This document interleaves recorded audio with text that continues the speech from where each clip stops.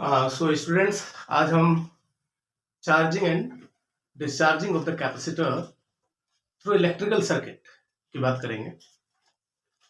Charging and discharging of the capacitor, बहुत ध्यान से सुनना, बहुत इंपॉर्टेंट टॉपिक है और बहुत ही बढ़िया टॉपिक भी है।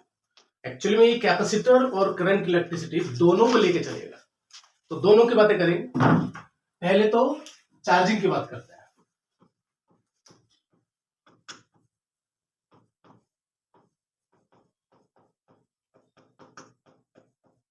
चार्जिंग ऑफ अ कैपेसिटर, भाई एक सर्किट है, रेजिस्टेंस आर, एक कैपेसिटर कनेक्टेड है और एक बैटरी कनेक्टेड है जिसका वोल्टेज E है। अब हम क्या कहना चाह रहे हैं वो बताओ जरा, वो सुनो।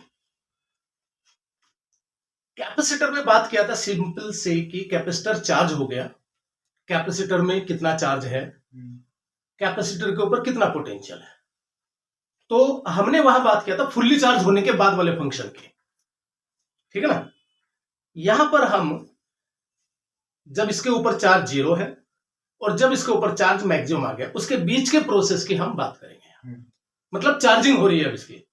तो क्या है, सबसे पहला तो हम इस सर्किट में सिंपल सी बात है, हम लगाएंगे अपना किरचॉफ्स वोल्टेज लॉ, ठीक है ना। देखते हैं क्या होता है उसमें। मान लीजिए कि करंट सर्किट में आई है और at a particular instant of time T, particular instant of time T, capacitor पर चार्ज स्मॉल क्यू आ गया। ये मैक्सिमम चार्ज भी नहीं है और ये जीरो चार्ज भी नहीं है, ये किसी particular instant of time T पर चार्ज मान लिया हमने क्यू, ठीक है ना। तो आगे कहानी कहां से चलेगी वो देखो जरा। पहले हमने बात किया, इसमें हम किरचॉफ्स वोल्टेज लॉ लगाते हैं, बैटरी से चलते हैं। यस, ई माइनस कितना ड्रॉप हुआ, आई आर, माइनस इसमें कितना ड्रॉप हुआ, क्यू बाई सी, और इक्वल टू कहां गए, वहीं आ गए। तो किरचॉफ्स वोल्टेज लॉ क्या कहता है, इक्वल टू जीरो। क्लियर है, क्योंकि हमने V equal to Q by C capacitor पर पोटेंशियल एज्यूम किया। अब यहां पर हमें इस Q का फंक्शन निकालना है विद रेस्पेक्ट टू टाइम कि Q किस तरीके से चेंज होगा। हमारा मेन मोटिव जो है वो ये है कि ये Q किस तरीके से चेंज होगा। तो करो भाई, I R equal to E minus Q by C और I R equal to E C minus Q upon C. I क्या है, करंट तो हमें निकालना नहीं है, हमें तो निकालना है क्या, चार्ज। और हमें पता है बहुत अच्छे से बात ये कि आई इक्वल टू क्या होता है, D Q by D T. तो आई की value D Q by D T put up किया equal to E C minus Q upon C. Clear है। अब क्यू वाले फंक्शन एक तरफ, टी वाले फंक्शन एक तरफ, तो D Q upon E C minus Q equal to D T by C. अब बच्चों यहां पर हम इंटीग्रेशन टर्म यूज करेंगे। रीजन, क्योंकि चार्ज एक्युमुलेट हो रहा है कैपेसिटर पर और चार्ज इंक्रीज हो रहा है विद रेस्पेक्ट टू टाइम। तो time t equal to zero पर, time t equal to zero पर कैपेसिटर पर चार्ज भी जीरो था क्योंकि वो चार्ज तो था ही नहीं। और किसी पर्टिकुलर टाइम t पर हमने इस पर कितना चार्ज माना था, स्मॉल क्यू माना था। क्लियर है। अब इसके इंटीग्रेशन को तुम देखो, शायद जेडब्ल्यू वाले बच्चों को कोई प्रॉब्लम नहीं आता इस इंटीग्रेशन को करने में, लेकिन नीट वाले बच्चों को तो आता है। तो उसके लिए मैं पहले थोड़ा बेसिक बता देता हूं आपको। 1 अपॉन एक्स का इंटीग्रेशन जो होता है वो होता है log x बेस ई। क्या होता है 1 अपॉन एक्स का इंटीग्रेशन, log x बेस ई, या शॉर्ट फॉर्म में लिख दे तो ln x। शॉर्ट फॉर्म में लिखेंगे तो इसको ln x, नेचुरल लॉग। फिर 1 अपॉन एक्स प्लस ए का ln x प्लस ए, 1 अपॉन एक्स माइनस ए का ln x माइनस ए। क्लियर है। 1 अपॉन ए प्लस एक्स का ln ए प्लस एक्स और 1 अपॉन ए माइनस एक्स का ln ए माइनस एक्स। लेकिन एक्स का कोएफिशिएंट क्या हो गया यहाँ पर, माइनस, तो उसे डिवाइड करेंगे तो यहाँ क्या आ जाएगा, माइनस साइन। यही मुझे यहाँ तक लेके आना था कि यहाँ क्या आएगा, याद रखो जरा। हाँ, एक चलो एक स्टेप और दिखाई दो तुम। यहाँ पर देखो, इसका इंटीग्रेशन देखो एक बार दोबारा से।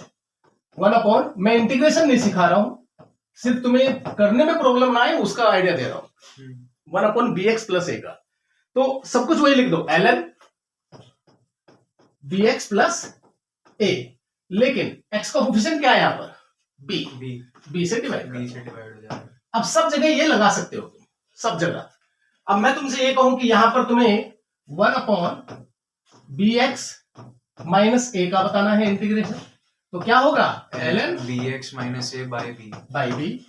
तुम्हें 1/a माइनस bx का बताना है, ln a minus bx by B minus B, minus B. Minus. तो अब अपने इस काम पर आ जाओ। यहां पर क्या था मेरा,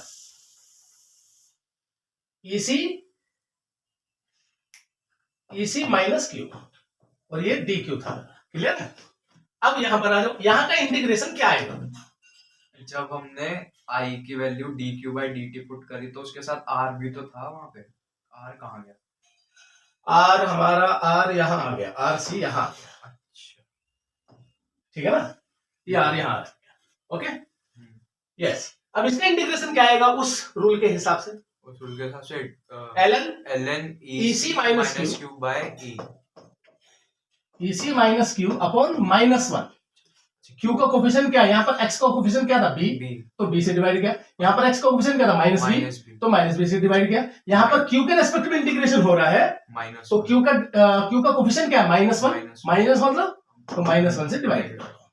ठीक है ना? लिमिट्स क्या है हमारी? 0 से q तक की लिमिट जा रही है।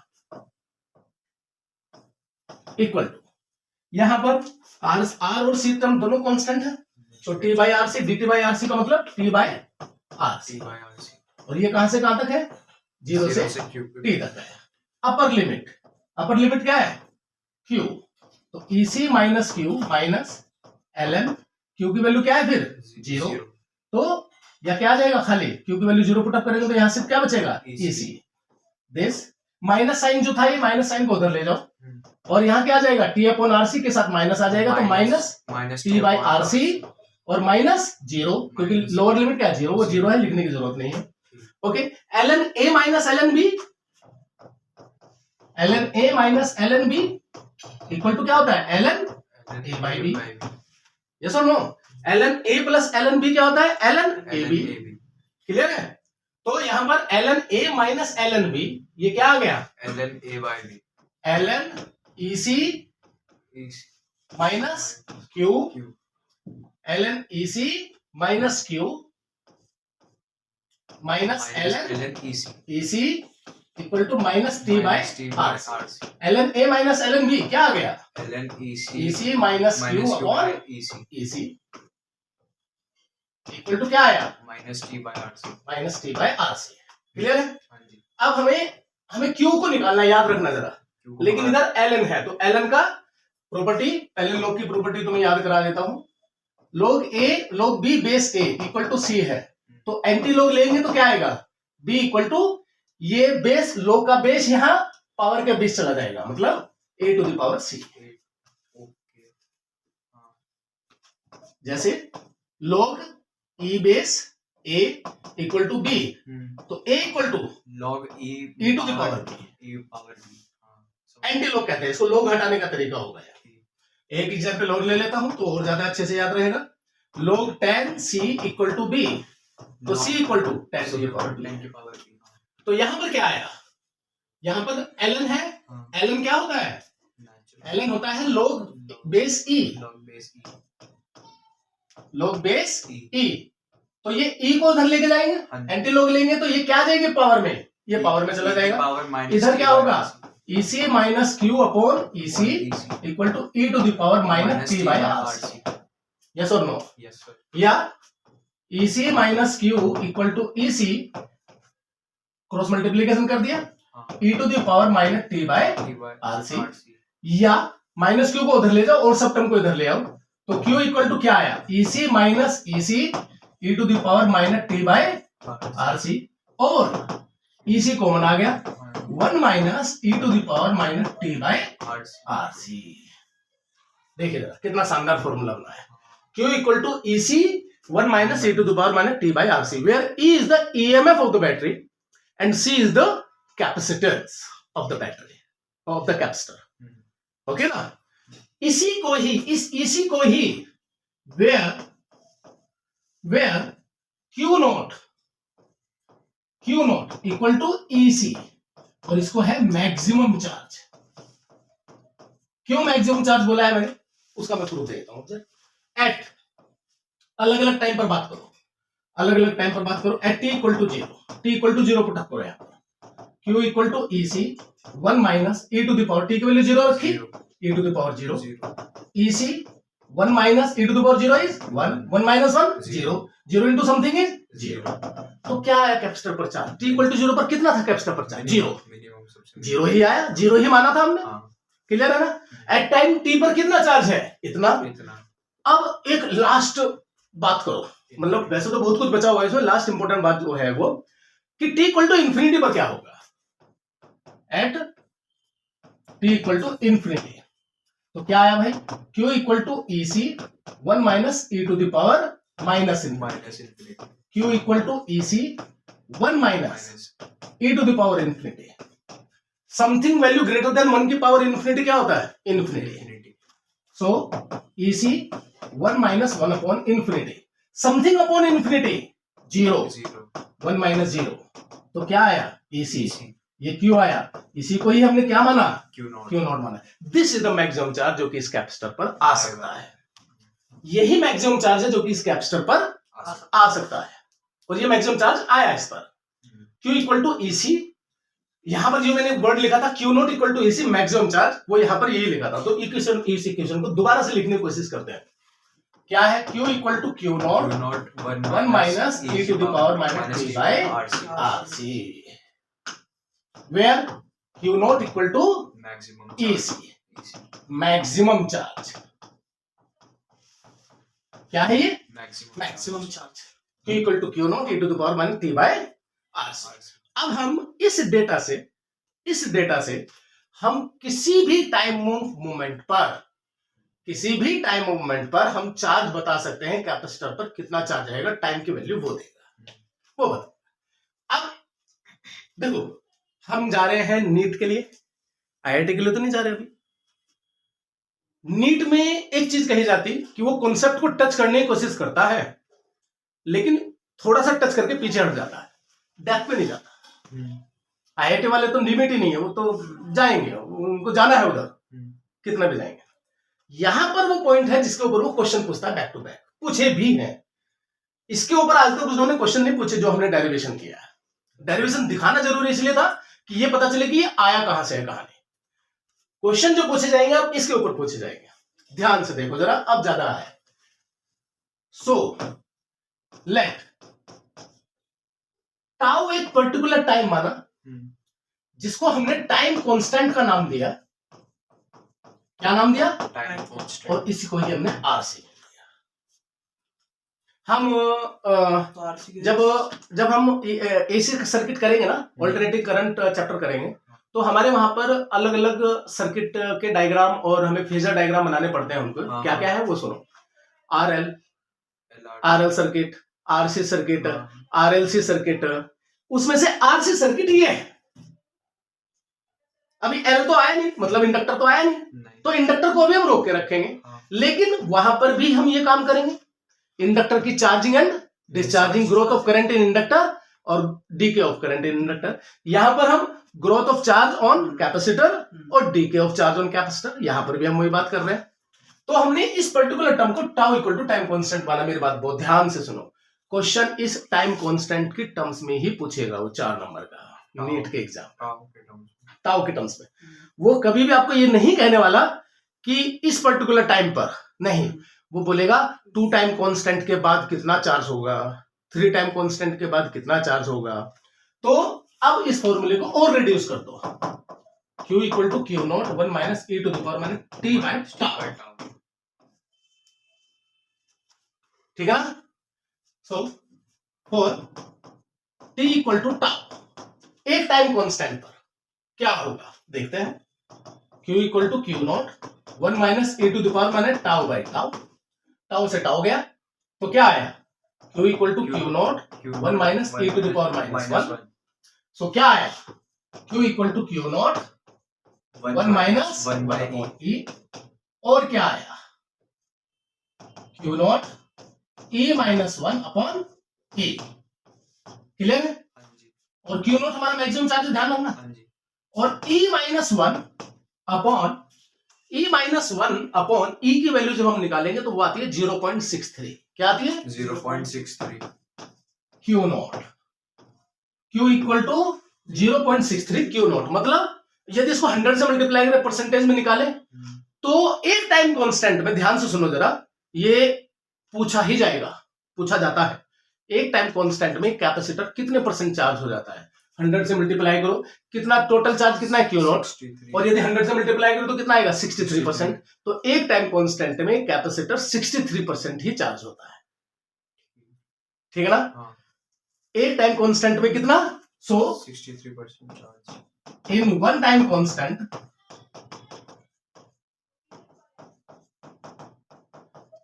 capacitor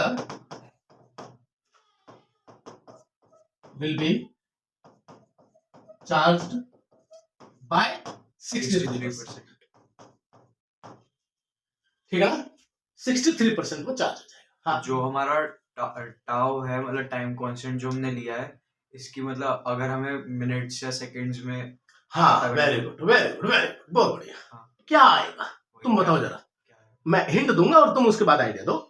मैं हिंट दूंगा, तुम्हारा क्वेश्चन एक्चुअली क्या है, मैं वो डिफरेंट। भाई तुम पूछ रहे हो कि कितना टाइम लगेगा कैप्सूल को चार्ज होने में, या 63% चार्ज होने में, या 83% चार्ज होने में, या 90% चार्ज होने में, या 100% चार्ज होने में।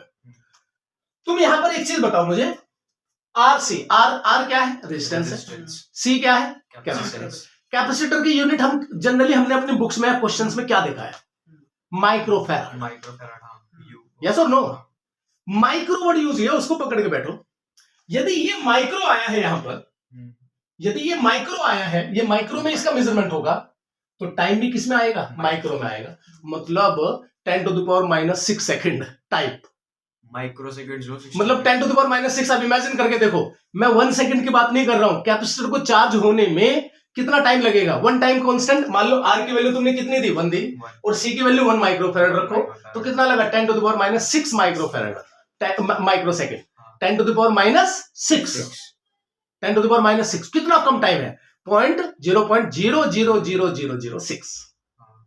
इतने टाइम में कैपेसिटर चार्ज हो जाएगा। 63% हमारा। क्लियर ना? ओके। अब कहने का मतलब है कितने टाइम में पूरा चार्ज हो जाएगा? सर एक टाइम कांस्टेंट में तो 63% हुआ है, तो पूरा चार्ज होने में जनरली पूरा तो कभी चार्ज नहीं हो सकता। लॉस रहेगा। इक्वेशन ही साफ साफ बता रही है, एक्सपोनेंशियल टर्म में इक्वेशन है, ठीक है ना? लेकिन फिर भी कितना? यदि मैं इस वैल्यू को फॉर t = 5 टाउ रख देता हूं, तो यहां पर आएगा q = Q not 1 - e⁻⁻5। Q not 1 e⁻⁻5। Q not e⁻⁵ - 1 e⁻⁵ ये आता है 0.98 Q not. Almost 1 second. Almost not 1 second, मतलब फुल्ली चार्ज, टाइम नहीं, क्यू की वैल्यू। हाँ, क्यू 98% ऑफ क्यू नॉट तो मैक्सिमम कर चार्ज है, उसका 98% 5 टाइम कांस्टेंट में चार्ज हो जाएगा। मतलब हमें पता भी नहीं चलेगा और वो पूरा चार्ज होगा। टाइम दे दिया और उससे चार्ज बताना है तो टाइम दे दिया, हाँ, और चार्ज निकालना है तो यही तो निकाला, वही तो था वो टाउ के टर्म्स में। टी की वैल्यू रखेंगे, चार्ज निकाल देंगे हम, वो हमें ये देगा।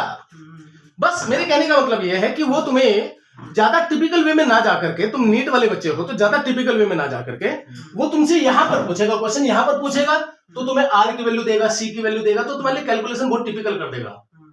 वो टिपिकल करने से बचेगा एक्चुअली।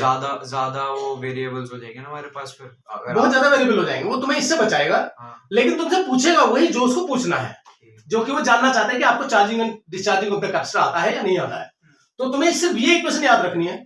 अब रही बात तुम्हारी इस डेरिवेशन की, मेरा ये मानना है नीट वाले बच्चों को, मैंने तुम्हारी नॉलेज के लिए इसको पूरा डिराइव किया, पूरा लोगैरिथम में बता दिया कि तुम्हें इसका आइडिया लगे। लेकिन नीट वाले बच्चों का याद काम चल जाएगा सिर्फ इस इक्वेशन को याद रख के, इस इक्वेशन को याद रख के काम चल जाएगा। और ये बात की है तो सिलेबस में सर हटा दिया जाता है, कभी कभी हटा दिया जाता है, कभी कभी वापस ले आते हैं।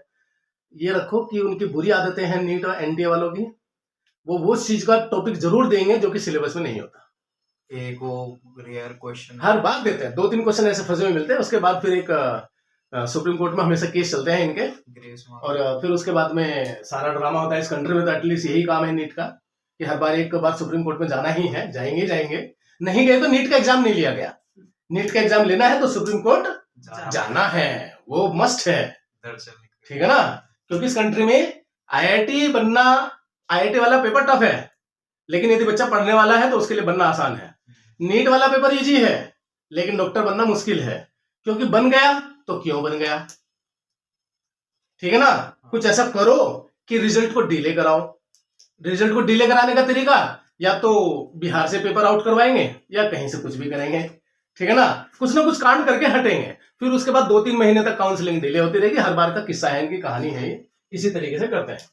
अच्छा, एक चीज और माइंड में आ रखी है अभी, वो चीज बोल देता हूं। तुम्हारे सामने क्वेश्चन रखता हूं, तुम मुझे बताओ जरा, यूनिट ऑफ आरसी।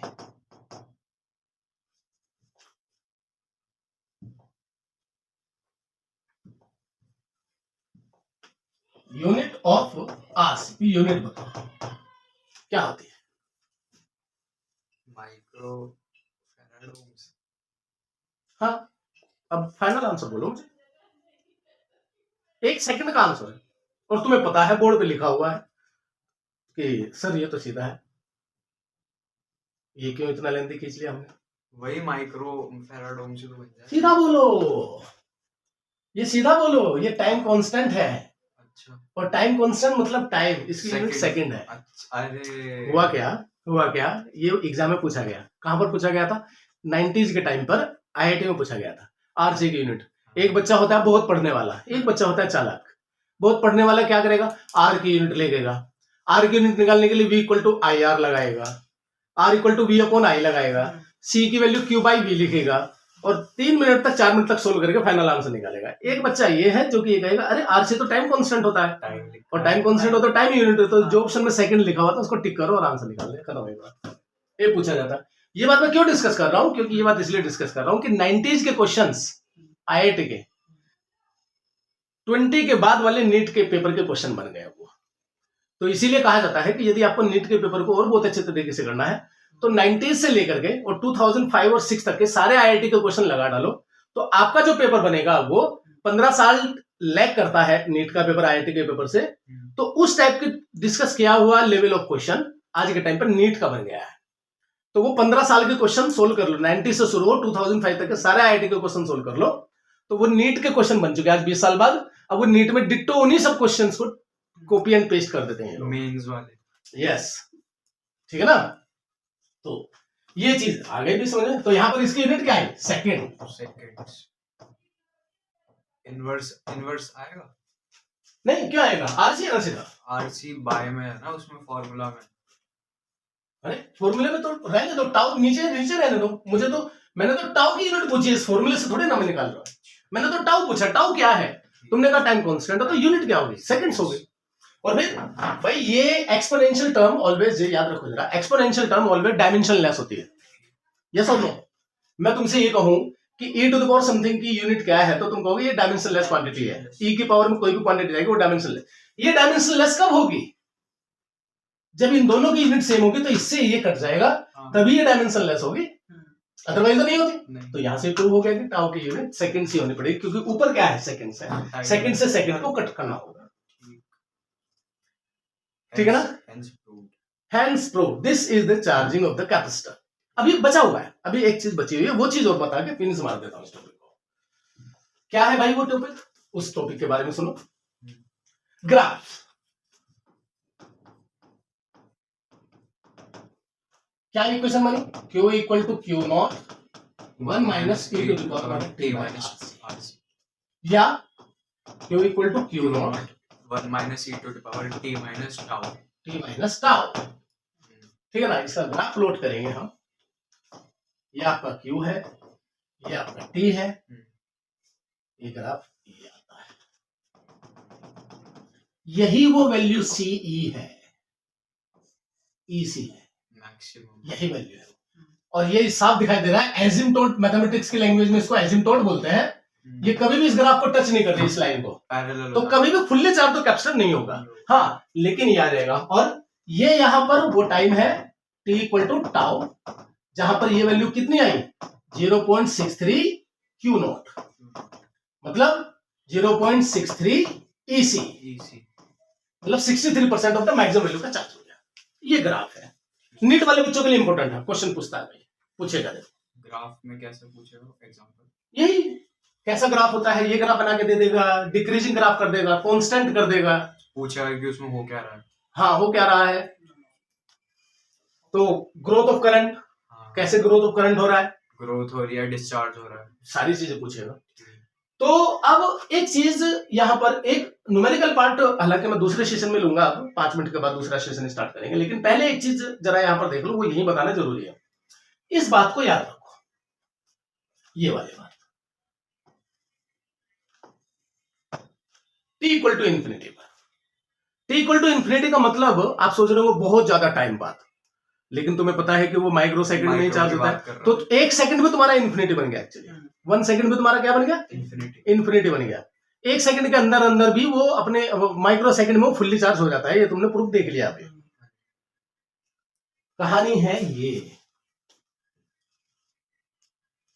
कि आफ्टर इनफाइनाइट टाइम क्या चार्ज आया, EC, फुल्ली चार्ज हो गया। फुल्ली चार्ज होने के बाद क्या होगा, फिर क्या होगा, फुल्ली चार्ज होने के बाद क्या होगा, यहां पर आ जाओ, यहां पर ही लगा हुआ। फुल्ली चार्ज होने के बाद यहां पर तो एयर है, फुल्ली चार्ज होने के बाद कैपेसिटर सर्किट को ब्रेक कर देगा। ब्रेक कैसे करेगा ब्रेक, बताता हूं। इक्वेशन क्या बनी, ये बनी, हाँ, कर दो, Q equal to Q not 1 minus e to the power minus t by tau.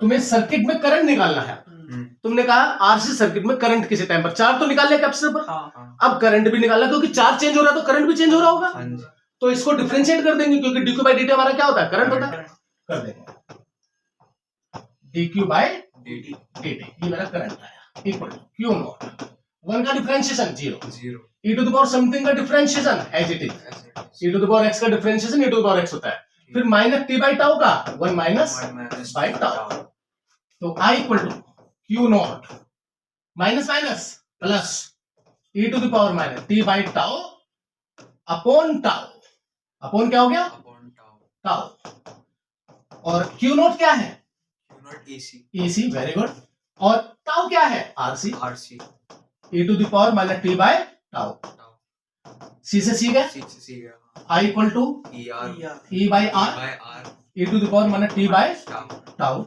I equal to E by R क्या हुआ, total voltage upon total resistance, maximum current, तो ये क्या हो गया, I naught e to the power minus t by tau. ये कितनी बढ़िया इक्वेशन बनी, और सबसे अच्छी बात है कि तुम लोग इसको समझ गए, क्योंकि आगे से आगे बोल रहे थे इस टॉपिक पे। I equal to I naught e to the power minus t by tau.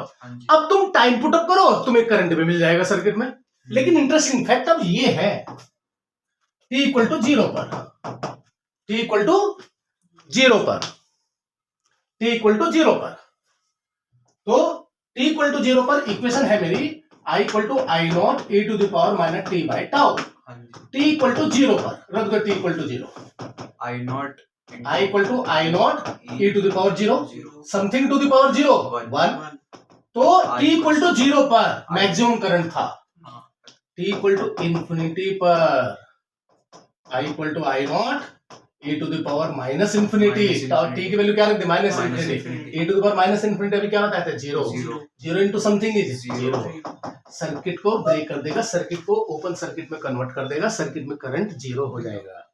अभी रुक जाओ, अभी तुम कहोगे, अभी मुझे पता है तुम कहोगे घर में कोई भी ऐसा इंस्ट्रूमेंट नहीं है सर मेरे घर में जहां पर कैपेसिटर ना लगा हो, और आप कह रहे हो कि वो फुल्ली चार्ज होने के बाद वो ओपन सर्किट में कन्वर्ट हो जाएगा, लेकिन मेरा टीवी चल रहा है सर, मेरा डब्बे वाला टीवी है, और सर मैं डब्बे वाला टीवी यूज करता हूँ, मैं रेट्रो लुक बना के रखा हूँ अपने घर का, तो लेकिन मेरे डब्बे वाले टीवी में तो 1000 कैपेसिटर लगे हैं सर, वो तो बंद नहीं होता, मेरी ट्यूबलाइट में कैपेसिटर ही कैपेसिटर लगे हैं सर ट्यूबलाइट में मेरी, तो सर वो बंद नहीं होती, तो फिर क्यों नहीं बंद होती सर वो, क्योंकि हम एसी सर्किट यूज करते हैं, पॉजिटिव पल्स में कैपेसिटर चार्ज होगा, नेगेटिव पल्स में कैपेसिटर डिस्चार्ज होगा, तो इसीलिए वो चार्जिंग एंड डिस्चार्जिंग फैन में लगे है ना हमारे कैपेसिटर। हाँ। पॉजिटिव पल्स में कैपेसिटर चार्ज होगा और नेगेटिव पल्स में कैपेसिटर डिस्चार्ज होगा, मतलब फैन को एनर्जी देगा। हाँ। फिर एक टाइम एक कंप्लीट साइकिल के बाद कैपेसिटर पर चार्ज फिर जीरो है, फिर चार्ज होगा, फिर डिस्चार्ज होगा, फिर चार्ज होगा, तो ये प्रोसेस चलता रहता है। यदि हम डीसी सर्किट में यूज करें तो आपने सुना होगा, ध्यान से सुन लीजिए जरा, ट्रेन वाले जो बल्ब हैं,